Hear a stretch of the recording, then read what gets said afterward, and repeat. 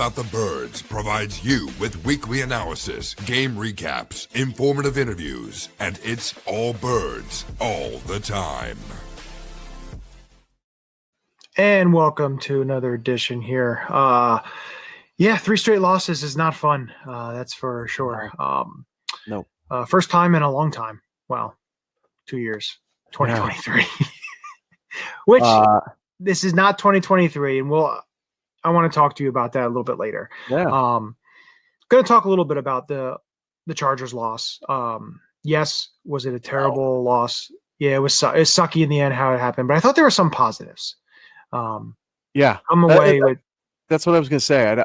I'm much more optimistic today than I was this time last week. Well, you know how I was during the game. I was messaging you. Yeah.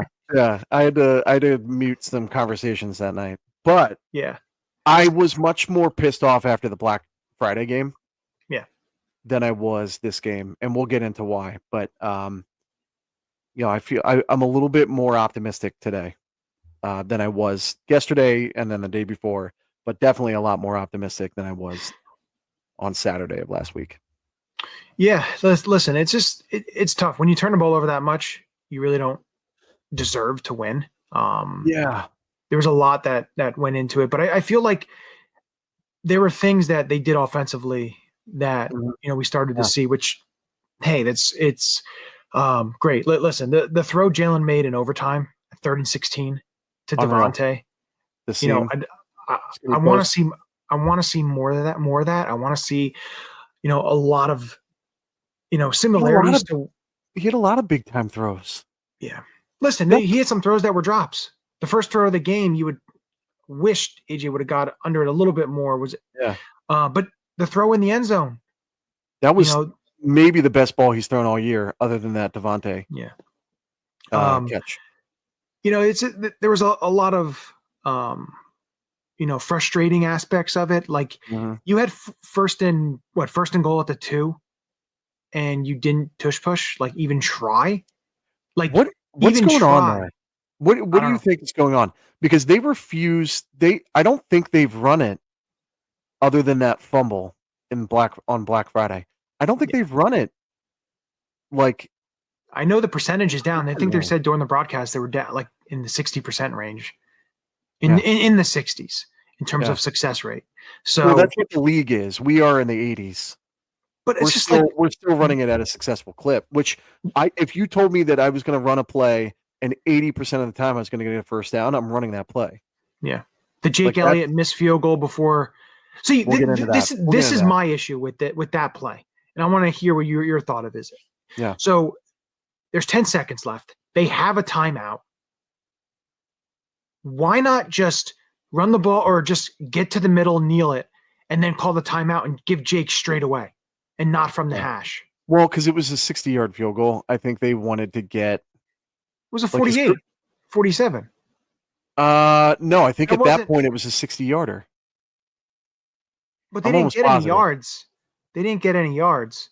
I'm almost positive that attempt was a 60-yarder. I thought it was a 47 that he missed, but he was on the hash. I'm thinking on the left hash.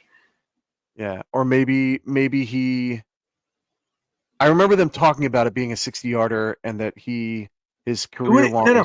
It would have been a 60-yarder when it was 4th and 5, and then they got the false start. That what it was. In overtime. That's right. Okay. But I'm with you. I thought that whole sequence was weird. Like you come out and you run that play and it's what was it, all hitches? And then he just throws it out of bounds. And luckily Hurts threw it out of bounds. Like instead of prolonging it and either taking a sack or throwing something in the middle and running out of time. I think he made the smart play there, but like why to your point, why not make it an easier kick and just run it and see if you can pick up 5? Yeah. And make it a better kick for Jake. I know that like when you take a look at the offense, and the offense has to be better in certain areas, and we know that. But they're running the ball. But to me, I just think, we've talked about it. The Saquon Barkley tell of him keeping his head forward. We've been talking about it since week 2, since the Chiefs game, about, side to side. And, why does Bigsby run better seem when he gets in the game than when Saquon? It's just an interesting aspect to it if he is doing that. And that's why, I don't want to. How do the coaches not check that? How do they not catch that?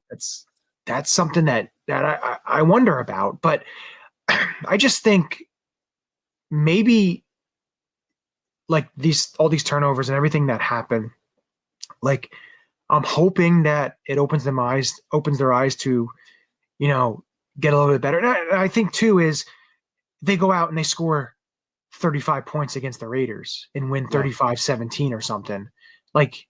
It's what you are expected to do. So there's an expectation to be able to do that. But when you look at what they did on Monday, and I think the thing about it is the defense is what held them. After that first series with the Chargers, I thought, oh my God, here we go again. This is not going to be. I know. You're going to need to really score some points. You're going to really need to put yourself in a spot to basically go punch for punch, but did not happen. The defense was 7 sacks. Byron Young played really well. And I know I was definitely down on him. He played really well. Jordan Davis played probably his best game as an Eagle. 100%. Jalen Hunt had probably his best game as an Eagle. He looked phenomenal. And he's been the last couple of weeks, he's really starting to come on. To me, I think he's kind of jumped. Tackles. Yeah. To me, I think he's kind of jumped Nolan Smith. Nolan Smith seems to be I think he's still hurt. I just don't. Yeah, he may not be 100%. He still had 6 tackles. He still had 6 tackles and a QB hit. Yeah, at Nolan. Jordan Davis, 1.5 sacks, 2 for a loss, 6 total. Jalen Phillips, 6 tackles, 1 TFL, 1 PD. I don't know if they count that pass defense as the tip to Dory. I don't know because he hit his arm. He didn't hit the ball. Yeah, I wonder where that came from. But the funny thing is, he didn't have any quarterback hits, right? No. Well, I mean, I would count that as a QB hit. Exactly. That's what I would think. So maybe they gave him the tip instead of the quarterback hit? Yeah, maybe. So I don't know. I thought a Dory looked really good. Yeah.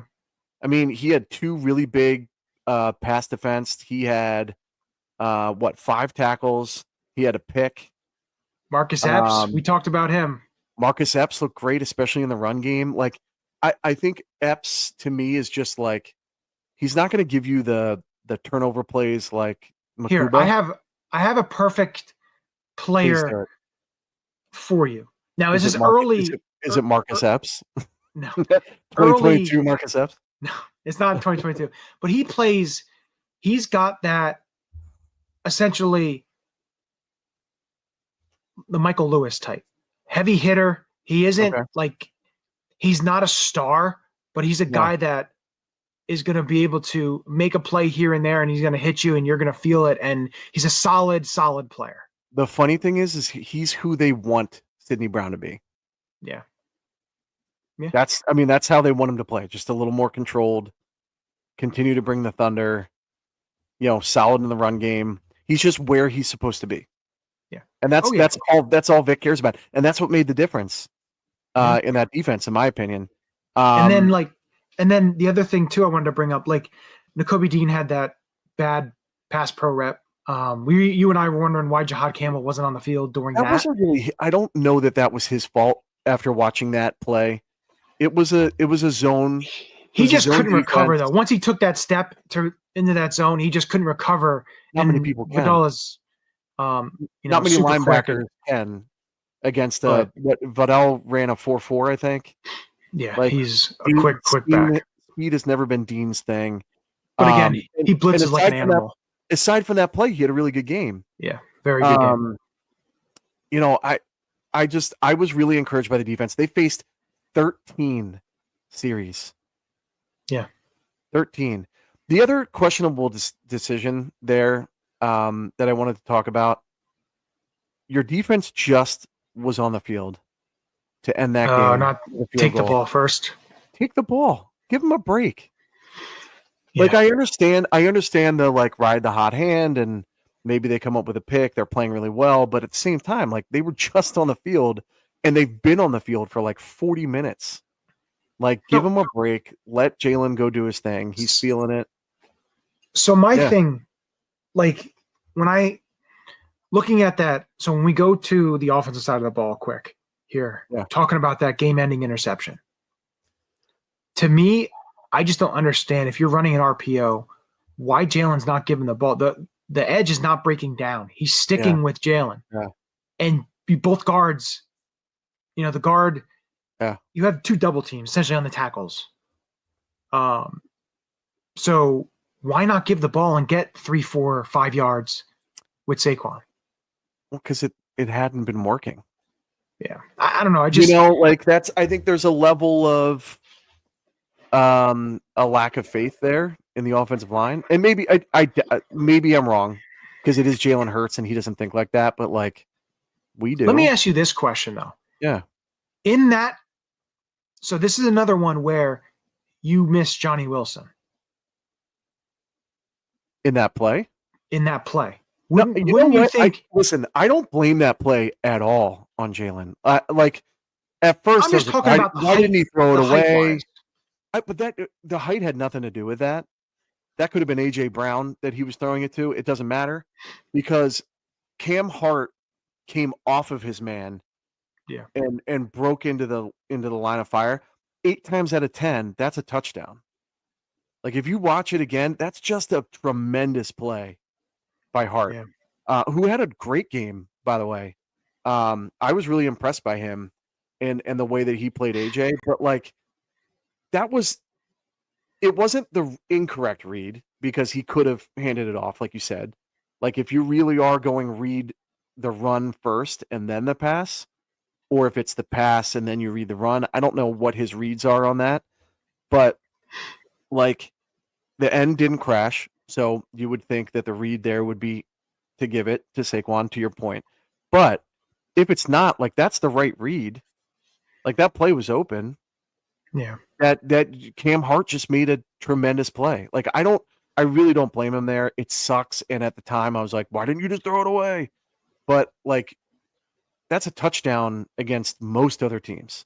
He just happened to make a hell of a play. In my opinion.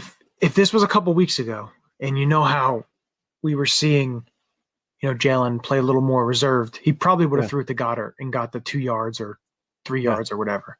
Yeah.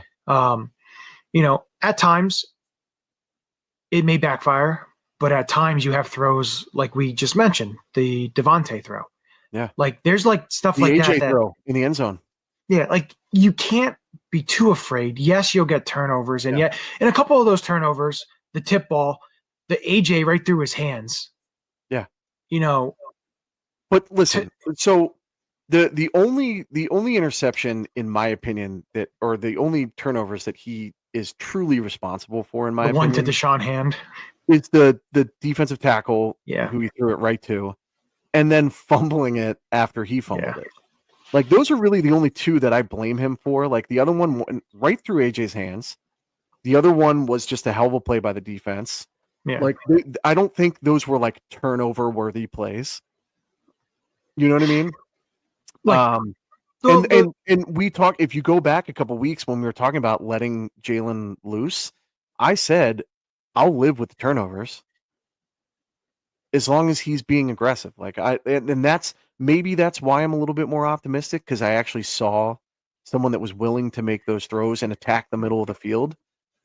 But like my problem with this game was not the turnovers. Did they kill us? 100%.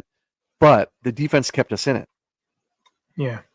The thing that killed us, in my opinion, were the penalties. You had a long, you had a long Jalen run called back. You had a long run after catch by Goddard called back.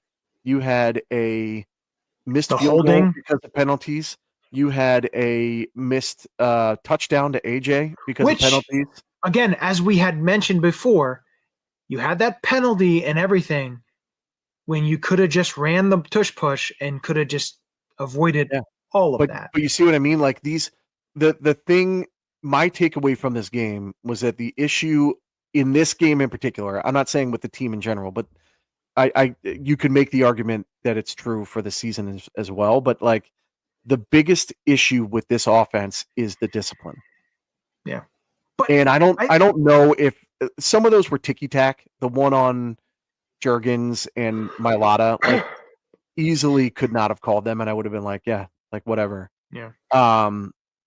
I think there's more of a microscope on us because we are the Super Bowl champions, but like my takeaway again from that game is it's kind of a sliding doors moment, right? Like if we don't get that penalty, the game's different. Yeah. Right? Cooper gets that interception if we don't go offsides. Yep. You know, and a couple games ago, I forget what game it was. If we don't have 12 men on the field, Nakobe Dean has a pick. Yep. Right? It's these stupid, undisciplined penalties that are killing big plays and opportunities. And I'll throw at this, and before we get into the Raiders here, I just want to leave it with this. The people comparing this to 2023, we had no defense. We were signing Shaq Leonards and, you know, trying to, you know, grasp at straws to get guys to play. Like there was guys that were playing. Well, that might not be. I mean, we traded for Jair Alexander. We tried to get Slay. We signed BG. I get that, but the defense is retired. Like I get what you're saying, but the defense is so much better than it was in 23, though. 1,000%. But we are signing old players and grasping at straws, especially at edge, until we got Jalen Phillips. So, like, I don't think it's 2023 in the way that the defense was the issue. I think it's 2023 and that we have an inexperienced play caller that is thwarting the capabilities and the potential of this offense. And we're going to see how that all plays out come this offseason. And, the other thing is like we all tore Brian Johnson apart for his vanilla offense, right? And he ran, it was either a screen or hitch route, right? That was it. Mm-hmm. And they were running a hitch. I saw a graph today. They were running hitch routes at about 20 to 21% in 2023. We are at almost 26%. So the other thing too, one out of 4 routes is a hitch. I'd also like to go back to 2023 and look at, because I saw something today about when they're snapping the ball, where the play clock is. Because I'm very curious to see how in 2025 it was to comparing now. Like I would like to see that as a comparison as well. I wonder if the play calls are too long. Do you think like either the play calls themselves are too long and it takes him too long to relay them, or it takes Patullo too long to because after 15, when there's 15 seconds left, it cuts it off. Yeah. Right. Yeah. Well, I think that's the rule. I don't know if that's changed over the years, but like the other question is Sirianni like approving every play? Right? Yeah, like is Patullo calling, Z right Tiger trips Y left, right? Or whatever it is. And then with some sort of kill or audible, depending on what they get. And then Sirianni says, yeah, go ahead. Or do you think he says, hey, actually, let's run it here? You know what I mean? Like, I wonder if there's a little bit of that. I don't know. I don't know that we'll ever know unless they show it on Hard Knocks, but there is something that is delaying the call to Jalen. So I will say maybe this. Jalen's taking too long. Like, who knows? Maybe Jalen's like talking it out with the off. I don't know. It's going to be interesting, but as a defensive lineman, you're licking your chops because you're looking up at the play clock and you're like, oh, 3, 2, they have to snap it, go regardless because it's either going to be false start or a delay of game, or they're going to have to call a timeout. So the other thing too is, like, I know Nick was more involved in the game planning and offensive meetings and everything, the planning this week. I think the offense had a lot. To me, I think the offense had a lot more positives than it had in few previous weeks. 100%. So that's interesting. But when you look at this upcoming game against the Raiders, now the Raiders have some injury problems, some injury issues. Their starting quarterback, Geno Smith, is I think Kenny Pickett has been named essentially the starter. So you got former Eagle Kenny Pickett starting, which a lot of people are saying, you kind of want Geno Smith to play than Kenny Pickett because Geno's been having a horrendous year. But again, when the backup quarterback has to play, Pickett's had a terrible career. So yeah, so cool. Their offensive line is beat up. I don't know if they're going to get Colton Miller back. I know he was just activated off 21-day window, so I'm probably going to be a no there. 2 limited days. Yeah. So their offensive line there's some young players on there. There's some, veterans who have been all around the league. So they've struggled big time with running the ball. They've struggled offensively. They have Brock Bowers, which we know is probably one of the best tight ends in the league. But, their offense has struggled. The way the Eagles defense is playing, if they play the way they played Monday night, they're going to absolutely shut down the Raiders. You hope to see some turnovers, and it's going to be a cold game. They said wind chills in probably the low teens to single digits and some windy football. So this may be a game where the Eagles try and run the ball. I know the Raiders. I also see 1 to 2 inches of snow expected Sunday. Yeah, I know they said that in the morning, so I'm not sure. It may, go off into the afternoon. I don't know for sure, but it's going to be a cold day. So, it may be hard to throw the ball, especially if it's that windy and the wind gusts are like it is in small hands Kenny. I'm not sure how he's going to be able to grip the ball too much when it's that cold, but it's going to be an interesting game there. You're going to have to be able to run the ball, and if they're able to run the ball, that's going to be great because then they can work off of that. And I think too, another thing is using the under center game, because I feel like that works by far the best right now with the way that they're running the offense. So it's going to be interesting. Yeah. It's going to be interesting to see because the Raiders aren't going to just be pushed around. You can't take them for granted. You can't take any team for granted because a couple of years ago, the Arizona Cardinals came in at 3-12 and they beat the Eagles. So and the Raiders have played the Broncos to 2 close games. Yep, they've lost by 7 or less in both of those games. I think they lost to the Bears by 1 point. They're not just going to roll over because they suck. These guys get paid too. And some of these guys, you got to remember, some of these guys are playing for next year's contract. There are free agents. There are guys that want to get traded. There are guys that are trying to impress a new regime that came in this year. So they have enough to play for that they can be dangerous if we don't take them seriously. But we're talking about getting the run game going. I heard this stat today. I heard it on the Inside the Birds. There are 2 players in the NFL that have 50-plus rushes for 1 or less yards. Can you name those 2 players? Well, I'm guessing one Saquon. That is correct. And one is Ashton Genty. Yeah. So this could be just a really boring game. if we are relying on the run game and both of these teams are just getting stuffed over and over and over again. I think that's do we want to get into the keys of the game? Yeah, I think we should get into the keys to the game. So you already mentioned the Raiders O-line. They have a very similar situation to the Chargers. They are not super talented and they're banged up. With 7 sacks against the Chargers using primarily 4-man rushes, right? Anytime we blitzed, it was still a 4-man rush. We used sim and creep pressures. So I could see the exact same thing. I would expect the same chaos with Kenny Pickett. I would assume that the Raiders will be looking at how Herbert gashed us in the run game because Kenny Pickett can run. Kenny Pickett can move. Not as well as Herbert or Hurts, but he can boogie. Again, we got to stop the run, which doesn't sound like it should be a problem. Capitalize on short fields because there will be turnovers, and then we have to limit the turnovers. Those are going to be those are my keys to the game. No, I think. Yeah, go ahead.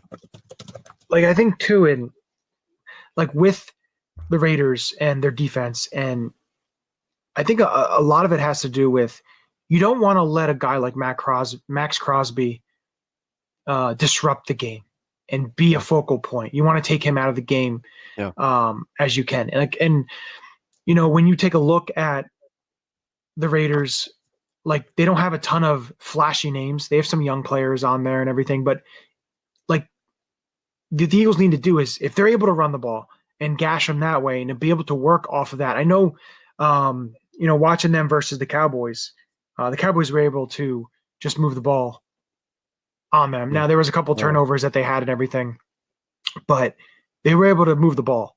And I know the conditions will differ big time because they're not playing indoors. They're playing outdoors in 20-degree weather with winds at 20, 25 miles an hour, essentially. So it's going to be a tough task there. And I know Jalen usually doesn't play the best in super cold weather, but we'll see where that goes and what they do and, how they do it. I think what I like to see and what we've seen the last couple of games, we're starting to see a little bit more Cam Latu on offense, blocking and stuff like that. We're seeing a lot of. He's such a special team stud, by the way. Oh, yeah. That hit he had in that Chargers game, like I audibly went, oh, like that dude hits. I love it. And I'll also give it to the other tight end, Granson. He had that nice track down of that was a good play. Their returner. Ringo made that play, but Granson finished it. Ringo did a good job of stopping him in his tracks. Also, Britton Covey was great seeing him do what he's done as an Eagle. Crash test dummy. But missed face mask. Missed face mask. I agree with you. That was big time. And I believe that happened. The AJ Brown drop interception. I believe it was a few plays after that. But mine, whatever, we'll get done with that. But it's nice seeing all that. Nice, seeing all with the Eagles what they're doing with that. But like, they just need to maneuver themselves down the field, work the way. Don't take them for granted. But I think they can move on this defense. When you look at the Raiders defense as a whole, because I know there was something I wanted to see with them is you have Dante Thornton, who's projected to come back, and Brock Bowers. Those are the two that I wouldn't say scare me, but they worry me. Thornton's got some ridiculous speed and height. I think Q should be able to lock that down. So the other thing is Bowers. The other thing is the Raiders are third in the league in missed tackles. I like that. So if Saquon can get to the next level, most likely he could probably break some tackles. If Dallas Goedert can get the ball in some space, can most likely get some. AJ had a couple of nice broken tackles. AJ too. Yeah. Smitty. We have to be one of the best teams at after contact runs.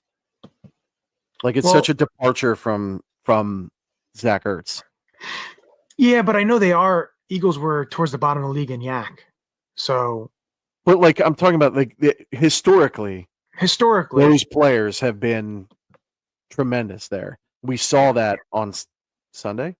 We saw Monday. We saw that on Monday. Maybe this year we're not doing that primarily because we're running hitch routes every other route. But I think if we can get them in space like we have been, I think there's opportunity there. The one thing with the Raiders with their defense they are fifth in the league in yards per carry average. Well, they're tied for fifth at 3.9 yards per carry. Okay. Now, they've also given up the second most rushing touchdowns with 18.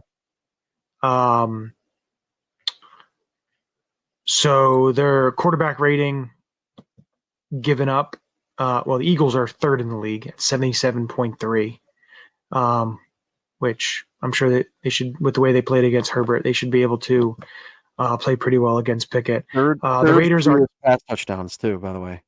What? Third fewest pass touchdowns allowed. Third or fourth. Yeah, they are fourth. Well, tied Yeah. for third with 13, and they're one behind the Houston Texans, who have 12. and the Chargers, who only have 12.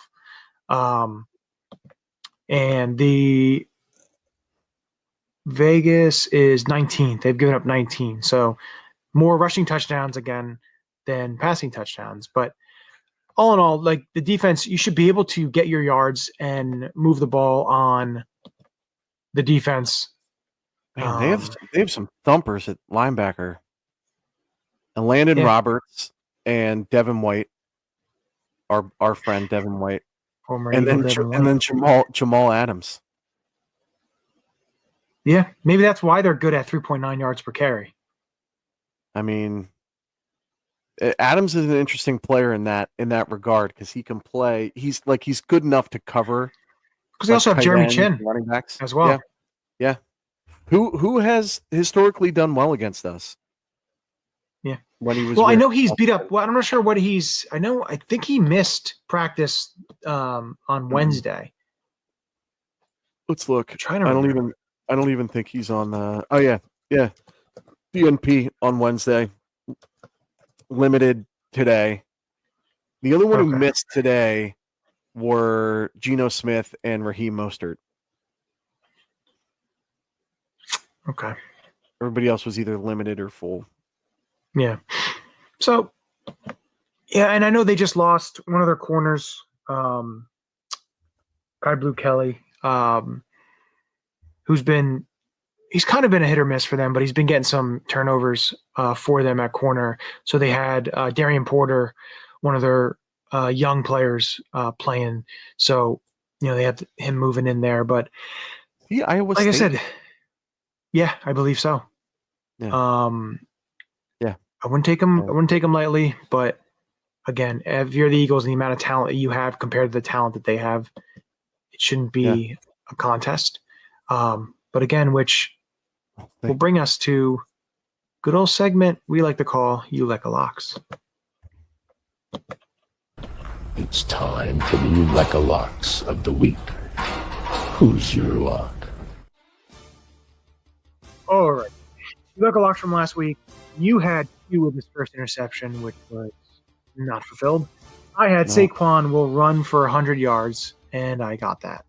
So I had that one this week, which was nice. But it brings us to our You Like a Locks of this week, which I will tell you this. The Thursday Night Football game, the uniform combo of the creamsicle and the old Falcons, Elite. 100%. Like, Elite. Need more of that.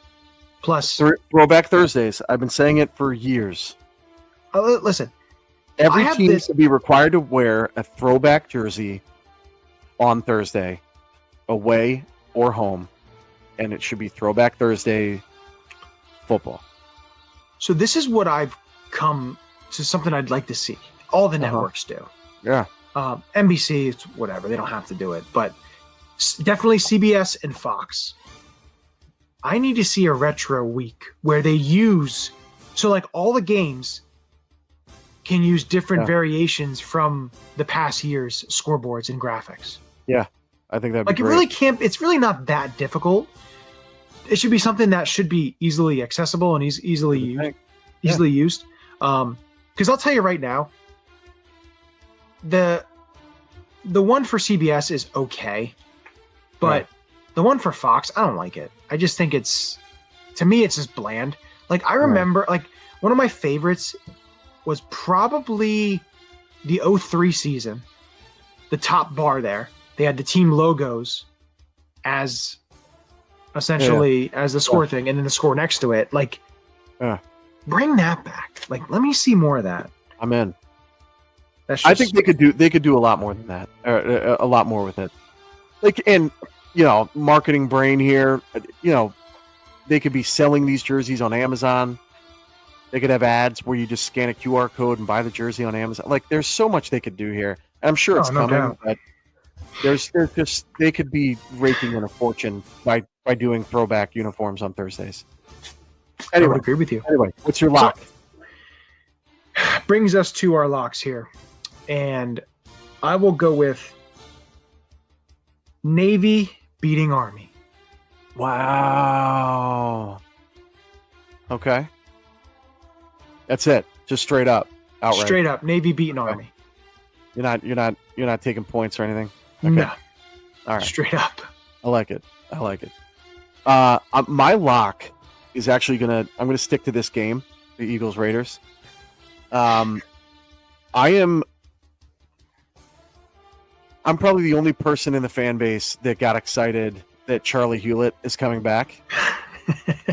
We didn't even mention him. Yeah. His 21-day window was activated. A little research. I put this out. I saw Brandon Lee Gowden did something similar.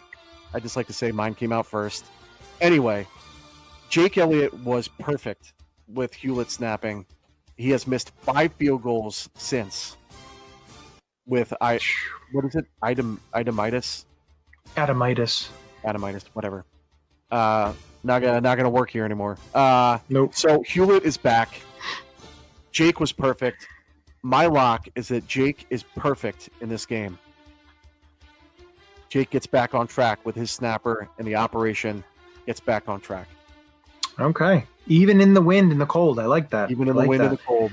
Um, I'm gonna regret that, but that's it. Which brings us now to our prediction time. I'll let you go first with your prediction of this game. Lay it on me. 21-13 Eagles. That's all I'm getting into. I'm so tempted to pick the Raiders. I really am. But if you had asked me on Monday or Tuesday night, Tuesday morning, I probably would have said Raiders by 30. Yeah. But I saw enough, the more I think about it, that I think they're going to pull it out. They're not going to be like a 35-point game, I don't think. Yeah. Given our overall struggles and the weather. So I think it'll be relatively modest scoring, but one of the better outputs in the last 6 weeks. So I'm going to go 21-13. Yep. I'm close. I have 24-13 Eagles. Ooh. Again, I think it's going to be a tough game in terms of the weather and being able to put some points, especially throwing the ball and everything. But got the Eagles winning 24-13. Much needed win. Get back on track as you finish the season with the Commanders, Buffalo Commanders matchups. I would like to see a defensive touchdown. I would too. I agree with you. I would love I'd love a nice pick six. I would just love more turnovers. Like, I feel like last year we were punching at the ball more. Yeah. Like Bond was coming in and punching the ball out. I just felt like there was more of a focus on that last year. I'd like to see the defense is playing really well. And they are causing turnovers to an extent. I would like to see more of that.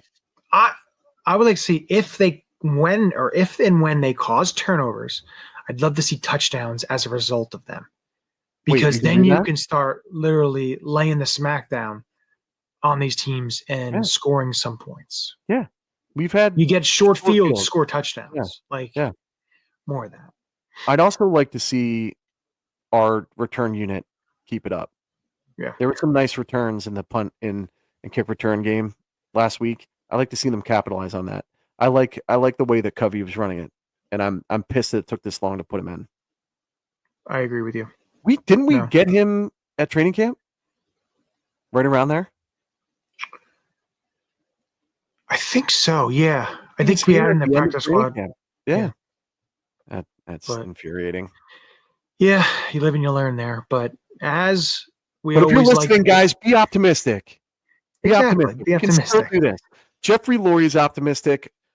Don't let that game's outcome get you down. There was enough there to build on. We got this, guys. If you're really annoyed, because there's a way to do it, go on YouTube and watch some Eagles games from 98 and 99. Okay? Yeah. So, especially if you weren't a fan by them or you weren't born then, how about you watch some of those Carson Wentz 2020 highlights. Yeah, or that. Or defensive highlights from 2023. Exactly. But with that, as we always like to do, we'd like to thank everyone for joining us you can follow, hit the link tree. Everything is there for you guys. We appreciate everything. And with that, as we always do it, we always end it with a Go Birds. Go Birds. This is Matt Ware. Hey, for all the Eagle content you need, go follow All About the Birds. They do a damn thing. Check them out. Hey, Eagles fans, I may be in Tampa, but I know where to find the best Eagles content out there. Check out my friends at All About the Birds. Philadelphia, what's up? This your boy Freddie Mitchell, a.k.a. Fred X. It's all about the bird. All birds all the time. All birds all the time. All About the Birds provides you with weekly analysis, game recaps, informative interviews, and it's all birds all the time.